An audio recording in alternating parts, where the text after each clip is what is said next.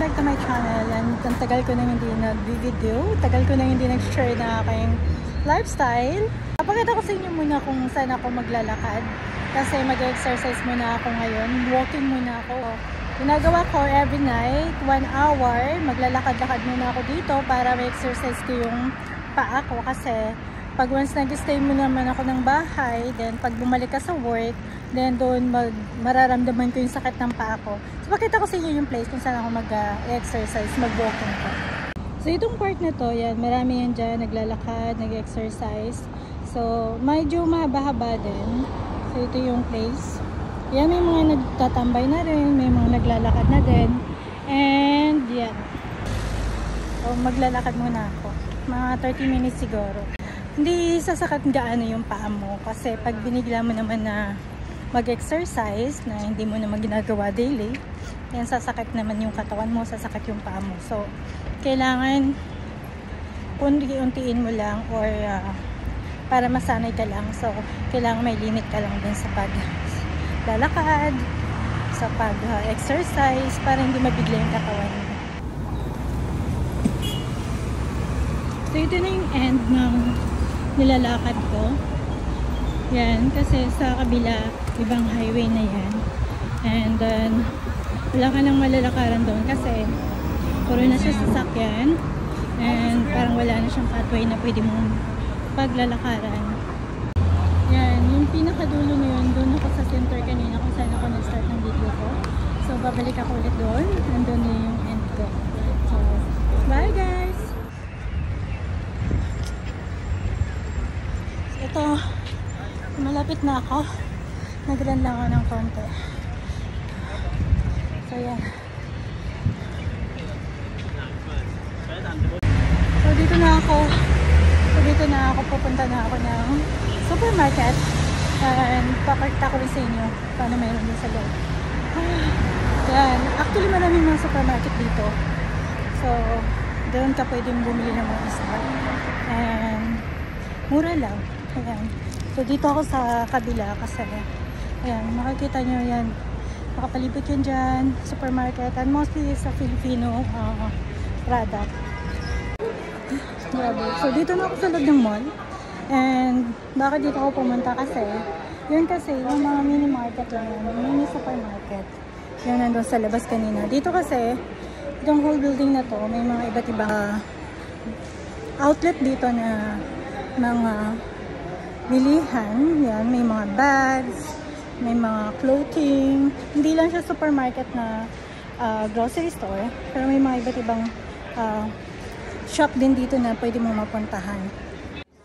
Yan nga pala yung supermarket. Yun yung supermarket na pupuntahan ko. Ang pangalan ay Nesto. Yan. Ang Nesto kasi ay isa siyang malaking store din or supermarket na para siyang Carrefour din. Yung Carrefour kasi yung pinakamalaking supermarket dito.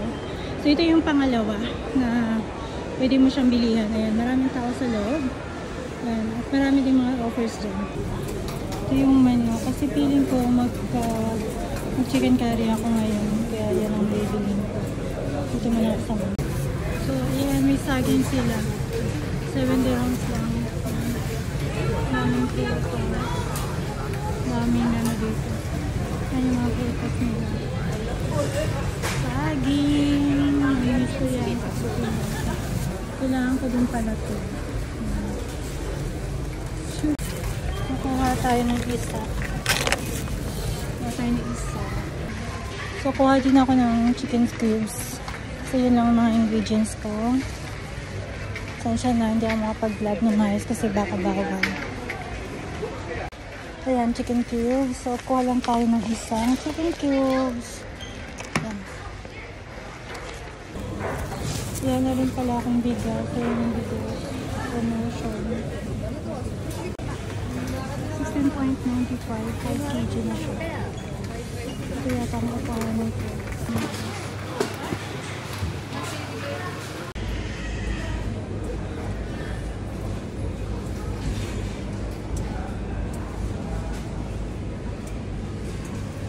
Marami dito mga promotion. Dami ditong mga dapat mong bibilhin. Actually ito masarap. Kapalit ng bread. Ito lang minsan yung ano, masarap to eh pag sa umaga. Tsaka kahit na wag ka na magkanin. Masarap din siya. Ito yung mga condiments na pwede kang bumili ng pa unti-unti. Hindi kailangan ng per pack. So pwede ka dyan magpakilo lang. So palengkerang dating ko dito. Ayan. May towel ako, may body bag ako, may water. So, para hindi ma-waste yung time ko. So, dumayo na ako dito sa supermarket. So, yan yung una kong nilagay na bigas. 16 dirhams, 5 kg na siya. And ito naman yung juice. Ayan. Juice, nabili ako ng juice. And yan, herbs. Like coriander ang tawag dito. 1 dirhams, I think. 1 dirhams. Tapos, ito, black pepper. Kano to? 1.6 naman siya. Tapos, ito naman yung chicken. Promotion siya. So, ilang kg ba to? Naging 18 dirhams na. 1 kg kasi is 11 dirhams. So, 1.7 siya. So, naging 18 dirhams na siya. Ayan. Kinachop ko na rin. Pinalinis ko na din. And, ayan. So, ito. Bumili ako ng gata. Kasi, gagawa ako ng chicken curry. And then, yan. Kamatis. 2.17 din siya.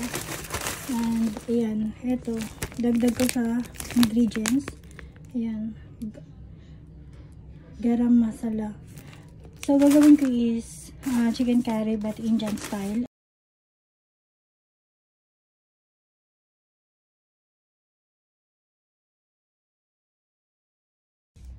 So, thank you for watching and please like, share, and subscribe. So, dito na po nagtatapos yung video ko and hope na nagustuhan nyo. And please comment down below po kung ano pa po yung gusto nyo makita dito sa Dubai.